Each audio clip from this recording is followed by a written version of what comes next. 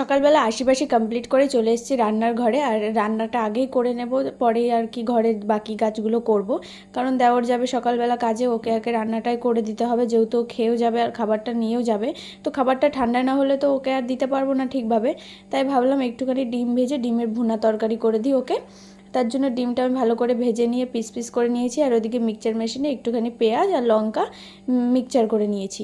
আর এদিকে ডিমটা আমি সুন্দর করে ভেজে নিয়ে সুন্দর করে পিস পিস করে নিলাম, যেহেতু তিনজনই খাবো আর ও আবার খাবারটা নিয়েও যাবে।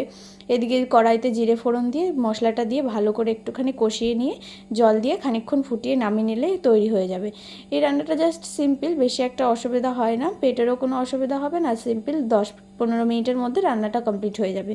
তারপরে চলে আসলাম ঘরের বিছানাটা গোছাতে। ঘরটা ঝাড় দেওয়া হয়ে গেছিলো, বাট বিছানাটা তোলা হয়নি, তাই বিছানাটা আগে তুলতে এসেছি। আর মাঝে যেন না এত পরিমাণে গরম পড়েছিল, নিচে বিছানা করে শুয়েছিলাম, যার জন্য আমি আলমারি থেকে নতুন মশারিটা বের করেছিলাম।